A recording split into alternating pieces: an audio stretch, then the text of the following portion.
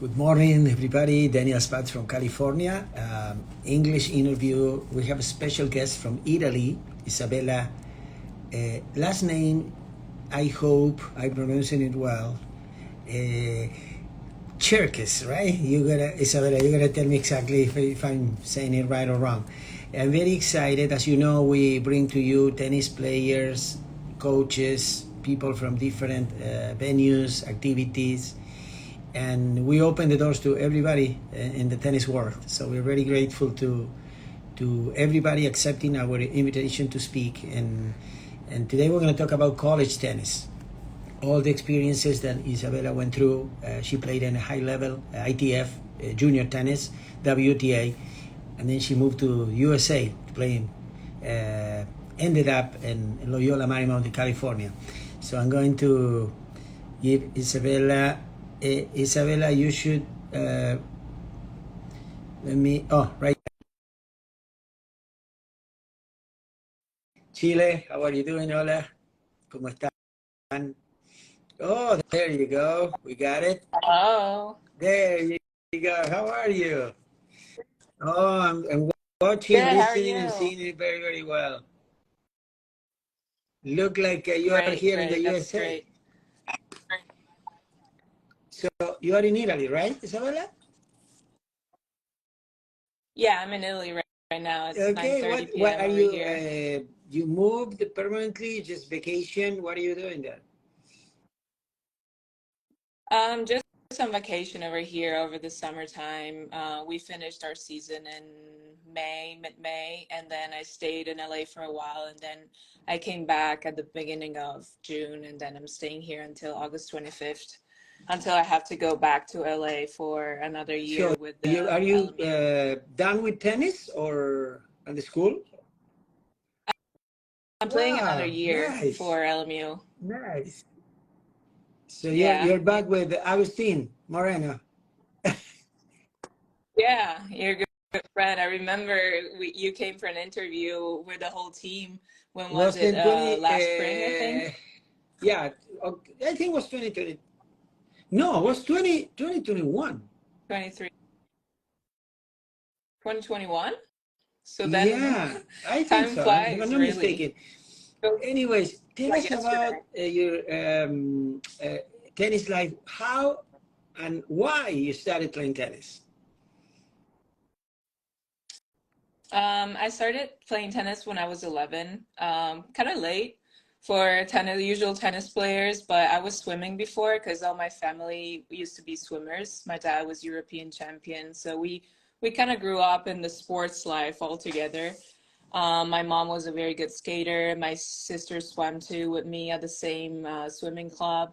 But then at the age of 12, I was doing both swimming and tennis, but I decided to go for the more fun route, you're 12 years old, you just want to do what makes you happier, what is more fun to you. So So I your decided parents with tennis. played some tennis. I mean, your dad is from Russia and mom from Slovakia. So we have a Slovakia. former player. Hello, my friend Alberto Montañez. He was 22 in the world. He beat Roger Federer. He's watching you. Oh, wow. Hello, Albert, how are you? So have you been in Spain? Yeah, I've been in Spain for a couple of days to see one of my friends that I met at LMU. So I think that's one of the good things of college tennis. You meet people all over the world, So it was nice being there for a couple days, got to see my friends, got to relax a little bit, and then I just came back to play a little bit more of tennis, played a tournament, as you may know. That went well. I So won it, so Agustin Moreno can't is also complain. joined now. Veronica, dude, look at that. You have a lot of crowd. All your friends, Hello, teammates, coach. everybody. Watch out. Be Hi, careful what you say teammate. about your coach. Gotta be Okay, careful. I love this because it's I'm going through like a form. It's not a formal interview. It's just a conversation. Um, Tell us about you have Yeah, no, for sure. siblings, brothers, sisters. I have a sister. She used to swim, and then we used to play tennis, but just for fun. She was never really like a professional tennis player like me, but my dad introduced me to tennis. It was just a fun thing. Like, I think it was the first time I actually took like a racket into my hand when I was 6 years old, but I was just, like playing around. And my dad was like, okay, maybe it's a little bit too early for you to start. So that's why I started a little bit later. But yeah, my dad Yeah, is but the you were one a that introduced prodigy me to because you won tennis. the Orange Bowl at the age of 16. So 5 years later, you started playing tennis. You won the probably the best, the biggest 16-year-old. Wow, how that happened? I don't know. I think it's just like like I want to say like the genes of like being in such a like big sports family. So I don't think it was just like by chance that I won that tournament.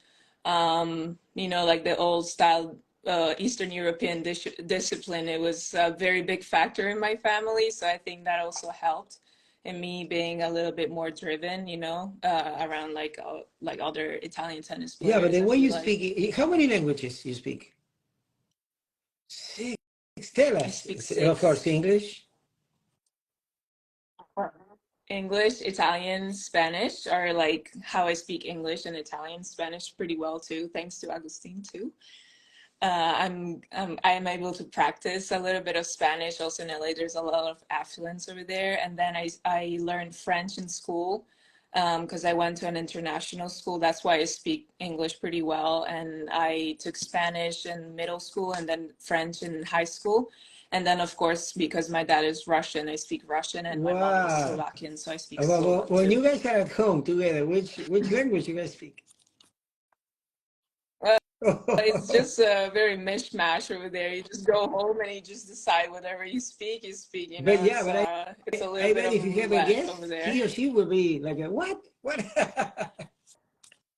Yeah, I know. No, usually Yeah. well, it depends on the guest, of course, but usually we stick Italian. to Italian But whenever you somebody really comes feel just to be Italian respectful. 100%, right?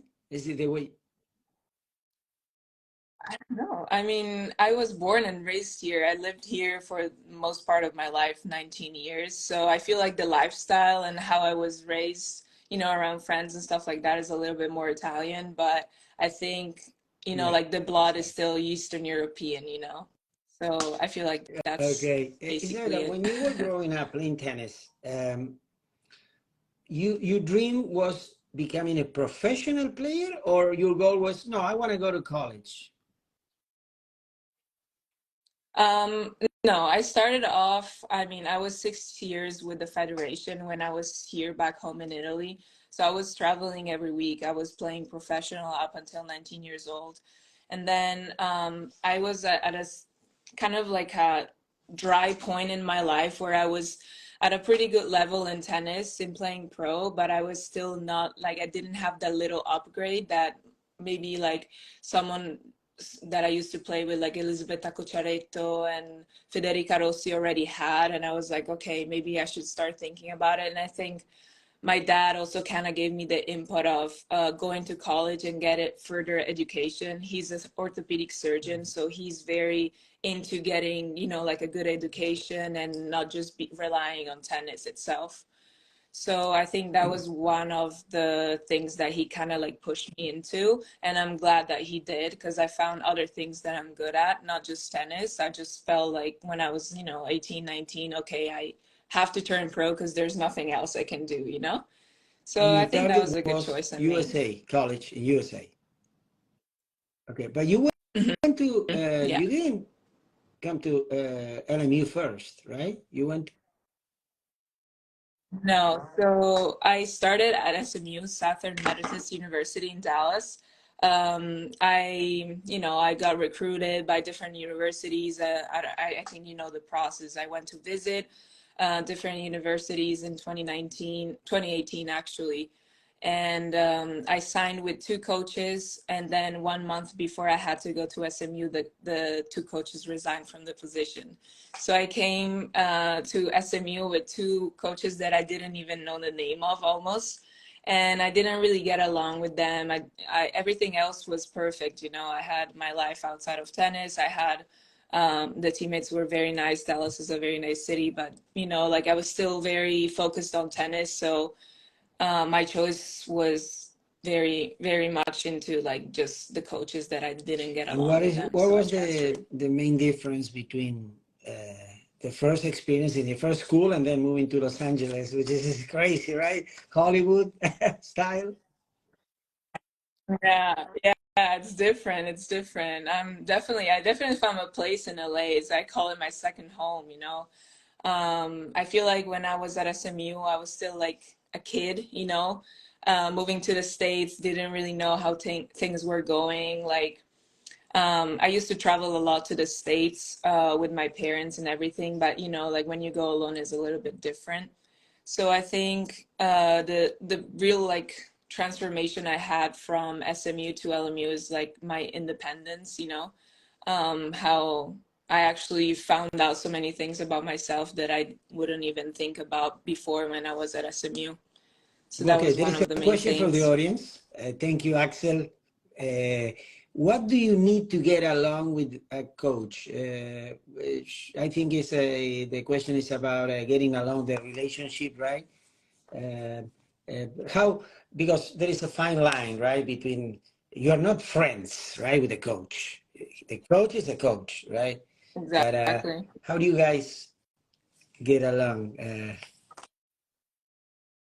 Yeah, as you said, like the fine line, you know, between, of course, he's not your friend, but there needs to be some sort of friendly relationship, you know, like you don't want to be of course, I really believe into discipline and everything and hard work. As I told you earlier, I come from Thanks. very strict parents, so I really need that, you know, I really need to like to be put in place and tell you got to tell me what to do, but also, you know, the other part of it, you know, it's more of you gotta take things not so serious, you know, because sometimes, you know, me as a person, I'm a very perfectionist person, so I really want to do everything to the ultimate, you know, like perfection always. So I need to have some sort of balance between the two. Someone that really motivates me, but someone also that reminds me that like I'm human, you know, I can make mistakes. I'm gonna lose some matches,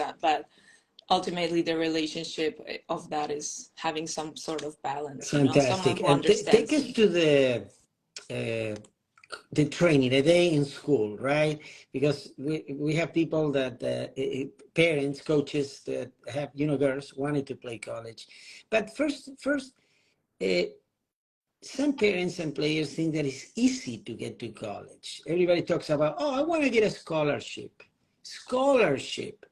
How difficult or not is to get a scholarship? What do you have to possess as a player, as a student, academically speaking, to deserve a scholarship? I mean, I think having some sort of exposure in the United States that really helps because I think I wouldn't have gotten that many offers if I Mm. didn't play the Orange Bowl. So I feel like for European people or European tennis players, it's harder for them to reach to those very good universities. Maybe there's some offers from Division Two or maybe like lower Division One that they could get. But if you really want to aspire to some sort of, you know, like LMU that was top 17 in the country, but also is a private university that has a very good education. I feel like you need some sort of exposure into this world, into the American world, and play some tournaments abroad, maybe in America, Latino America. There's a lot of tournaments that, you know, they play over there. Yeah, So I think but that's one of everybody the main here, and you reasons. heard about it, is obsessed about the UTR. Oh, it's driving me Mhm. nuts. The UTR. And it also doesn't make sense But to me to how, some for people, sort. I don't know. It's just like you lose one match and then you lose like yeah, but 2.0 tell UTR. I us don't know. how I don't important is understand. the UTR? Because every parent, oh, my son, my daughter, 9.2, 7.5. Is really important for the college coaches, the UTR, Isabella?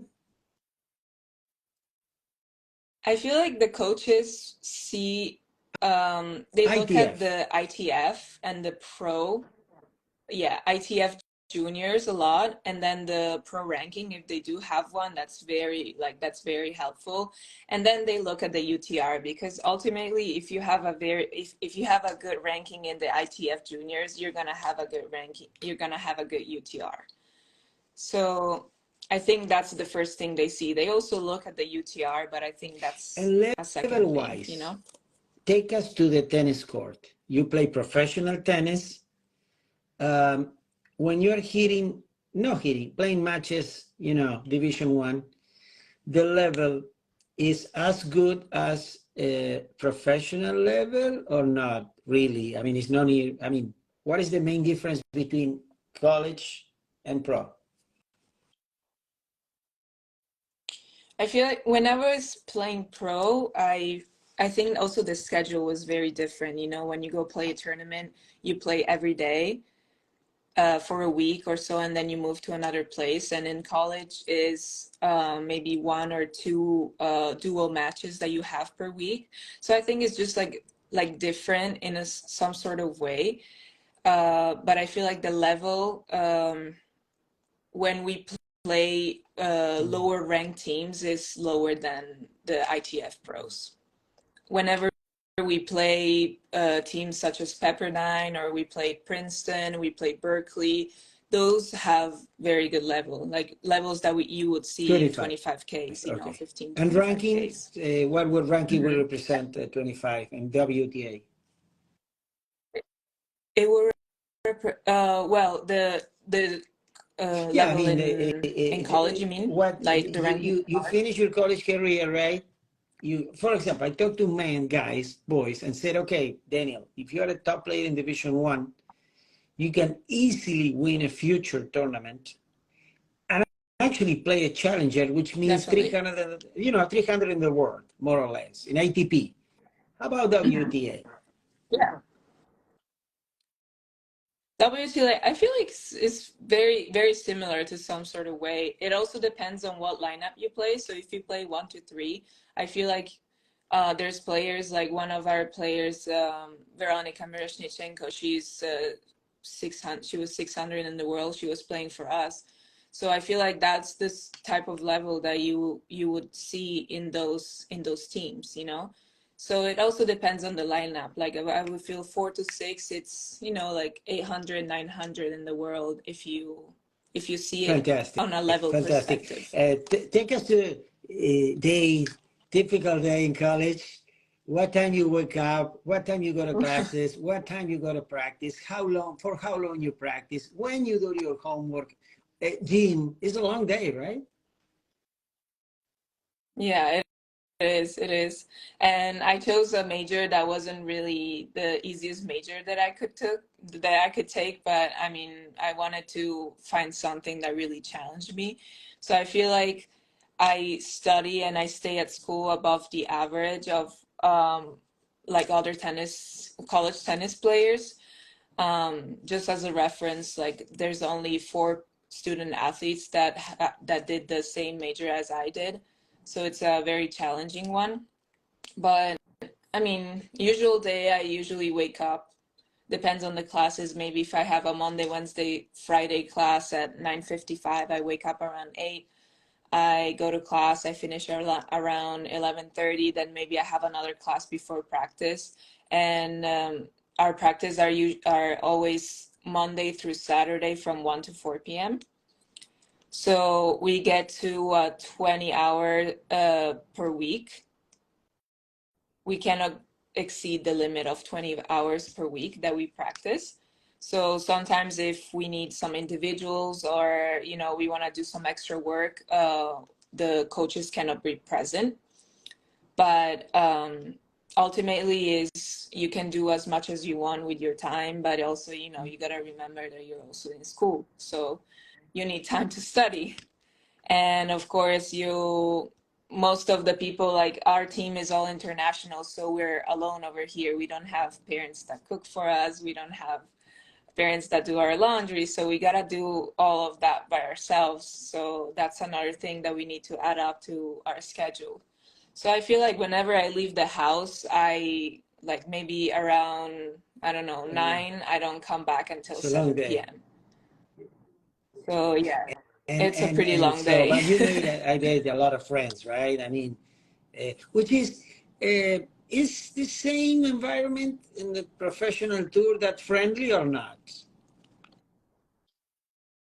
No, in college they're way more friendly. I feel like, in college that's a good thing about college is you go there and you find a second family, especially, with international people that don't have any real family over there. You kind of stick around more with the people that are alone, let's say. But yeah, I mean, professional tennis, I used to travel alone most of the time. I was always alone. So it's hard on that too, like not everybody is made for that life. So yeah, that's a very big difference, a very big like thing that I found out, when I switched from professional Correct. tennis to And college. talk us about your tennis coach, Agustin. What legacy um, he left? He still, right? He's gonna be your coach still.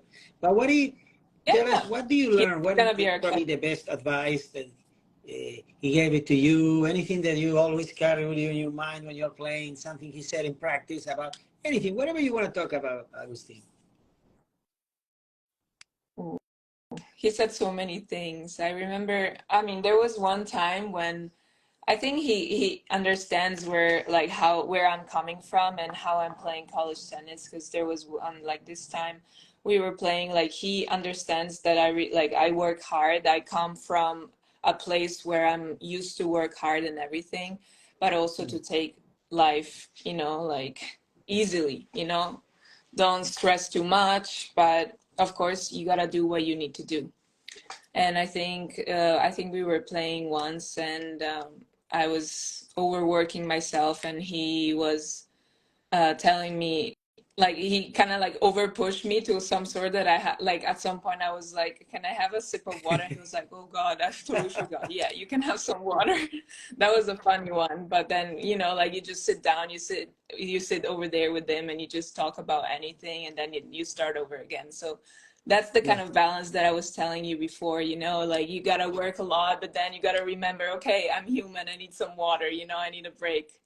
So that was Okay. a funny one. Uh, so basically, you are not thinking and playing pro, right? After college, you just, or you don't know. I'm I didn't know. I don't know yet. I just gotta see also because I had an injury when the year I came to LMU. I had Oh, a surgery on my foot.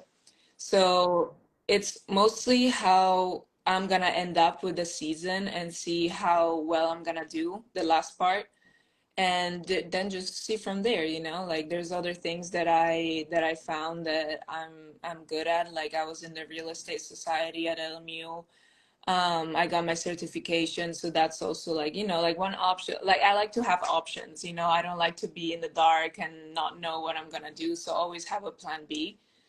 But yeah, no, definitely tennis is definitely in the are you picture. planning to go back to Europe after the Masters, or you don't know yet? That's a question that everybody asks me, and I always say like I don't Yeah. know, because I still have two But it years. probably, I have one sorry, year probably with if you this get a good offer with here in the the with States, you're tennis gonna at stay LMU. here, right? I mean, yeah, it depends. I gotta see, to be honest. Like my goal would actually be, if I stay in the United States, then at least move to the East Coast because it's closer to Europe. Instead of 11 hours of flight to go back to Europe, it's a 6-hour flight. It's a little bit more manageable.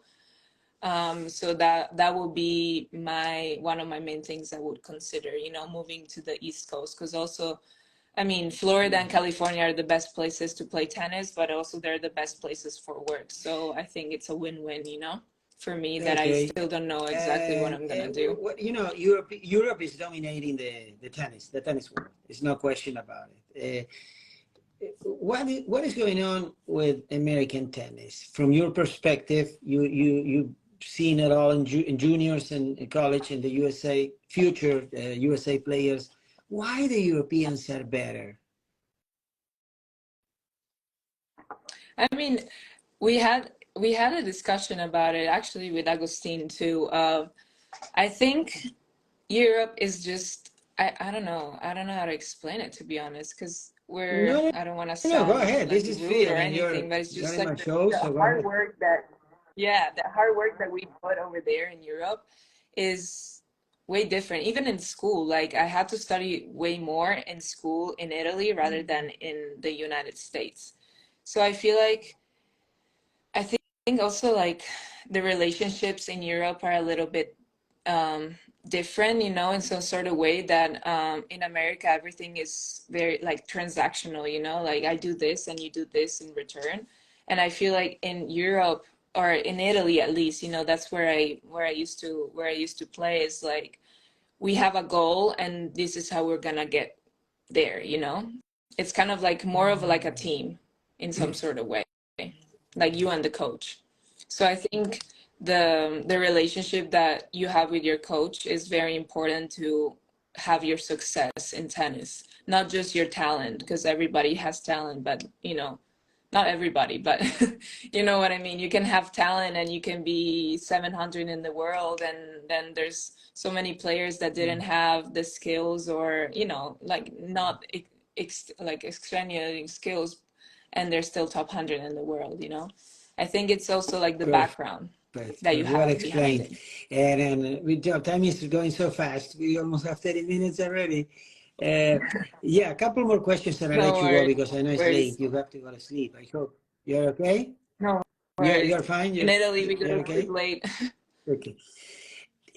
I Yeah, have a you're couple good. questions from my female students, junior students, teenagers, high school players. Coach, ask Isabella this and that. Question number one, she said, "But please don't mention my name." They said, okay, don't worry about it. But they are watching. They are watching. So Okay. one of my students this morning asked me about she struggles with playing against consistent players in high school. So ask Isabella, how do you should play strategically, tactically when you play someone who just get every ball back and play? They don't miss.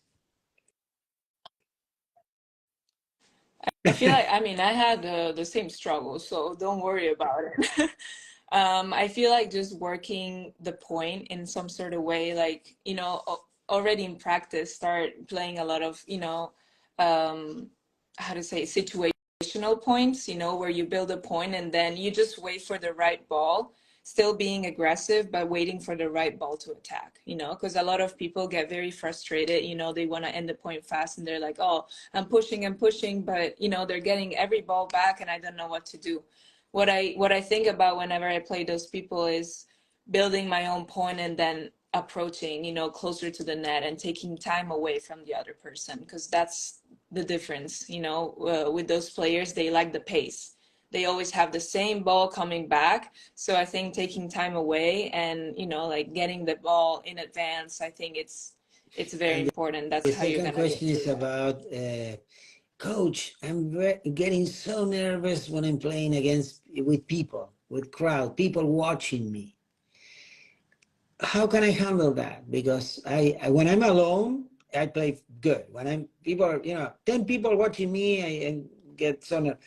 How do you deal with crowd? I mean, because it's difficult, right? When you gotta get used to be seen by people. Exactly. I think it's just exposure, you know, the more you play those matches where you have more people around, the less you're gonna see them, you know, whenever you're actually playing. So, how She's old is she's this guy or 16. girl, if I may ask? 16. So, I mean, a good thing that you could do is actually playing college tennis. It's gonna be scary as hell the first month because there's gonna be people shouting at you from every corner, but then you kind of get used to it, you know, like when you actually play pro, like I played an open tournament last week and I was unbothered by anything, you know, because you're used to so much that when you come and play a professional tournament, you're like, oh, this is so quiet. Like I can actually like play in peace, you know what I mean? So I think it's just, I mean, exposure, you know, playing those tournaments, playing those matches where you're gonna have a lot of people around And I think you just gotta see it from the perspective that it's like, oh, this I'm in such a good place that people are coming to see me, you know? So even though I'm playing bad, or even, you know, I used to look like people leaving and I was like, oh, are they not having fun? Should I do something different? No, it's just, you know, like you just gotta play for yourself, and that's what people are going there to look for, you know? Perfect. And So I when think you're that's it. practicing, another player asked me, Coach, should I focus on my strength or my weaknesses more? Because, you know, sometimes I see coaches working just on the weakness of the players, and they left the strength, they leave the strength a little bit aside. And others have a different vision, perspective. They just work a lot on the strength of the players and a little. How is your vision? If you would be coaching somebody, what would you do? You will work more on the strength or the Mhm. weaknesses? I think I saw something about Andrei Rublev, how his forehand is way more powerful than his backhand. So I feel like working around and trying to get, for example, like for Andrei Rublev would be like going around and taking inside in and inside out forehands, you know, just to avoid to hit a lot of backhands. But then in practice, this is what he does. He only plays backhands for like half an hour just to get better in those backhands, because when you get to a match, then whenever you're gonna play a backhand or any other shot that is your weakness, you're gonna think more about it. You know, you're like, oh, this is not my best shot. I'm scared to miss and stuff like that. And like in tennis, if you want to win, you gotta go for it, you know? So I feel like there's no right or wrong for that. Weaknesses and strength, you gotta practice both, you know, and have a little bit more of variety. But I feel like if I were to coach on someone, if I need to fix their backhand, for example, then I'm gonna work on their backhand. There's no reason for me to work on their forehand if it's already good. You Perfect, know what I mean? perfect. So a couple more questions. So if you have to give a 16-year-old, 15-year-old girl an advice, you just they want to play college, they training hard, 3 4 hours a day. What would be the best advice that you think you can give to them? You have the experience already.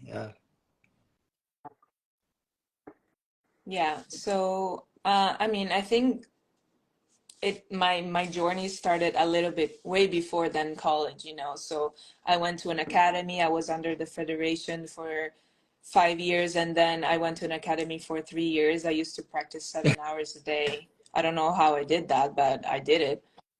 And then I think traveling a lot is what really helps you, especially if you want to get to college, then you should invest into traveling into the United States. And of course, it depends on your level, because when you play, for example, Orange Bowl, there's almost every recruiter from every university over there. You know, every coach from every university recruiting at the tournament. So it also depends on the level that you're playing. But I feel like that would be a first step to do. You know, like getting out of Yeah. your house, let's say, in kind of like a harsh way. You know, like figuring out yourself. You know, like what you need to do, of course having a guy, because you're still, you know, 15, 16 years old. That's when I did it. Having a good guide as a coach, or you know, whoever it is, and then just playing tournaments abroad. Those are the two main Great, things I great, feel awesome. like. You like clay hard courts, I guess, right? Because you played a lot of hard courts. I But mean, I played right now, 19 what do years you, on if you have to clay, choose? so Clay, oh, okay, okay, clay. yeah. I mean, I really like hardcourt. I'm a lefty, so I mean, I think I have more of an advantage on hard for the different spin. And I got used to playing on hardcourt. I've been playing for 4 years almost, but every time I come back to Europe and I play a tournament, I somehow always end up like in the finals, or I win it. So I think I'm more suited Wonderful. And for and match and play. and what you travel in Europe? Within Europe also? You because you guys, it's so easy to travel in Europe. It's very easy, yeah. But for this summer, I came back mid-June. I stayed a little bit with my family, and I planned to play the whole month of July. And then I got some difficult news in the family, so I took out two tournaments that I was supposed to go abroad, and I just played in Italy for this summer.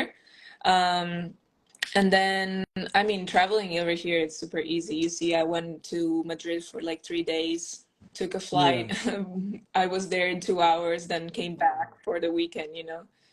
So you can go literally anywhere over here, and it's super cheap. It's not like flying LA, New York, exactly. that Right. it's Have 700 you bucks. met or traveled or made South American friends or not yet? I have But never been to South America. because you don't have any I South have to Americans go. in school, right? In LMU? We Oh, did, we did. We had Sofia Monera. I didn't. Oh, She's from hold on. Colombia, and yeah, she graduated with me in May, and now she's still in LA, which I'm very glad.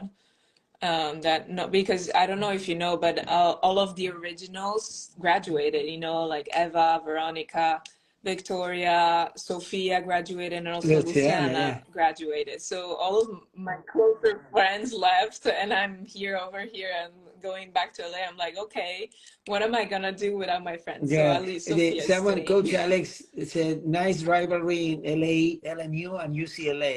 Is there a big rivalry there or? I think it's mostly LMU versus Pepperdine because it's in our conference.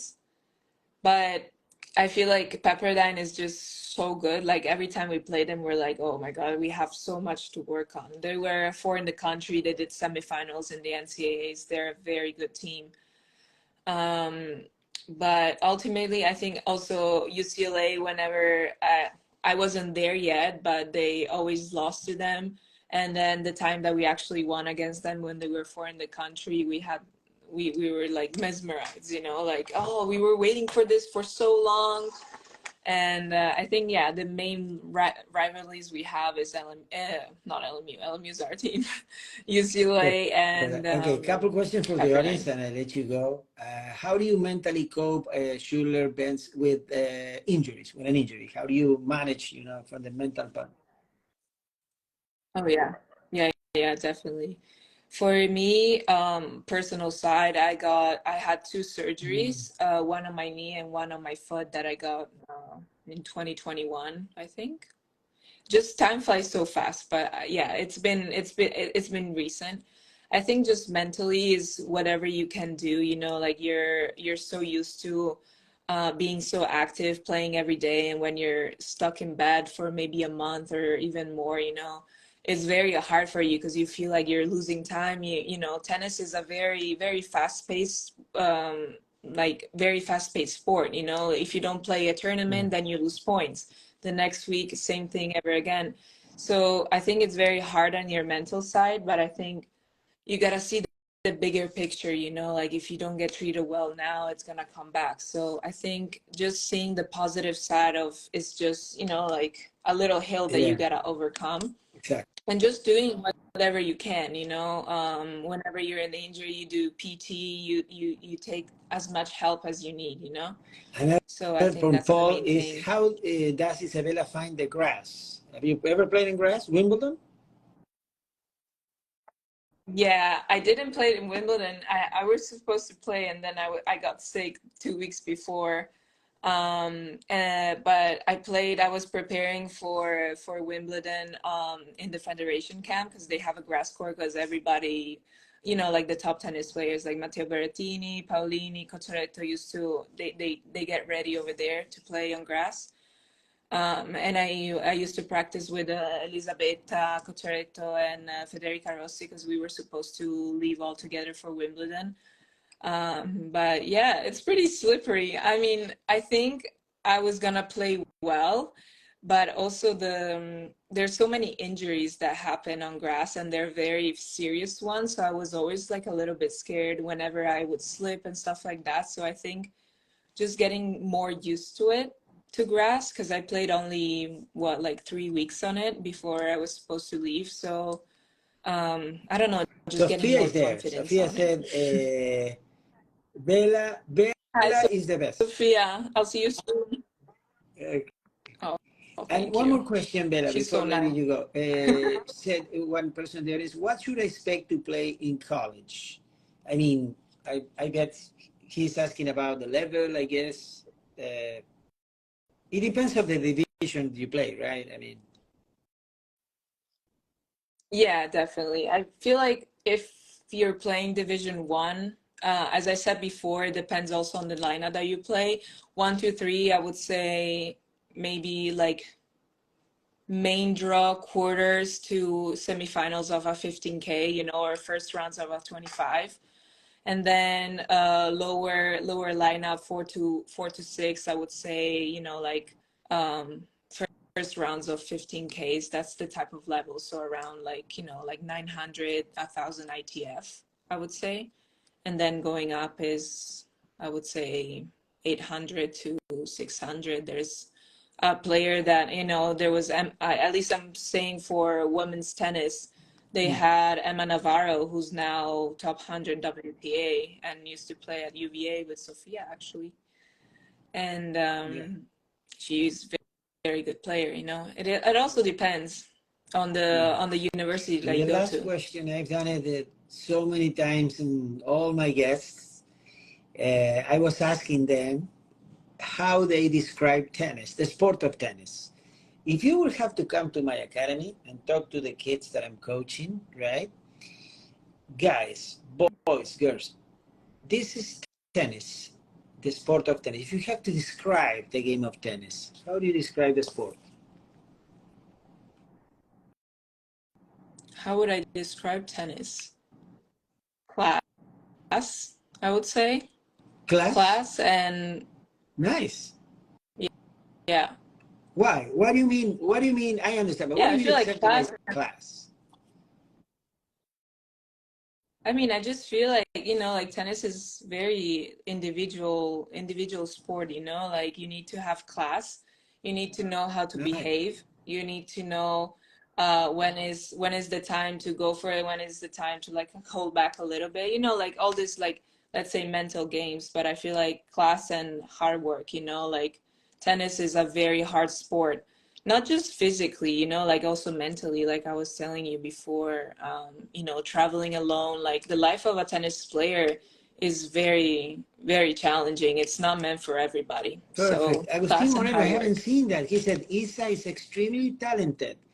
Her perception in doubles is one of the best I ever seen in female tennis. Wow. Why do you think he's saying that? Why? Because Why I is play it? doubles Tell very us well. before you leave the secrets. So many young players listening now, they're going to watch it. What would you tell them? If you want to be a good doubles player, you have to do this. You need to have court awareness for doubles. You need to have very, very good court awareness, Because I feel like for females tennis players in doubles, I feel like you don't need this exceptional strokes in order to win against very good players. It's just finding the right time and being very mindful about what you're doing, So I think that's one of the main reasons. But I used to play doubles a lot. Whenever I would play pro tournaments, I would also play doubles with different players every time. So I think I'm pretty adaptable. I played right side, I played left side, I'm a more of a net player. So even in singles, I used to come to the net a lot. So I think that also helped me. I have good touch, So I think Yeah, that's why what he's I saying heard the other that. day, one of the professional players that I interviewed said to me that he's lefty and he wants to play in the deuce side and have the right in the right side because they both have the forehands in the middle. Are you agree with that? In the middle. Yeah. Yeah, totally agree with that. Actually, I play on the right side too. That's my favorite part, but I also, with Sophia in college tennis, I played on the left hand side.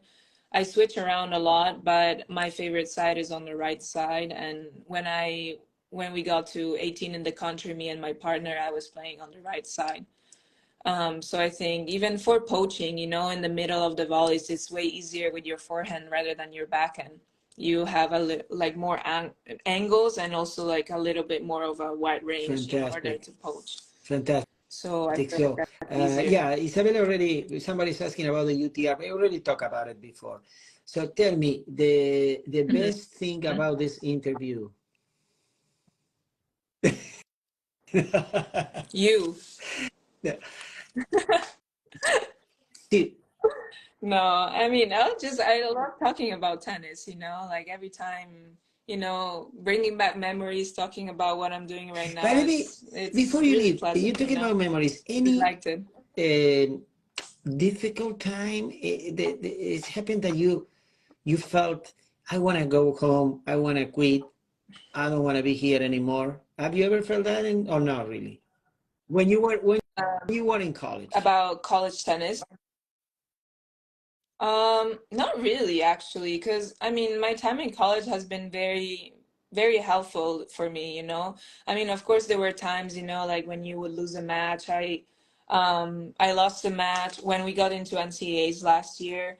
I was the last match on, and I lost, and it was very hard on me. But I never thought that I was like, okay, like I don't want to do this anymore, you know. It just gave me a little bit more of strength and drive to do better the next year. You know, when we actually played at Berkeley this spring, I was the last match on against Berkeley and I won that match. So I think it's just, you know, like life lessons. I never All see it right. as, oh, I don't want to You do this finish anymore. the final words with whatever you want to say. It's not a question. I don't have any question.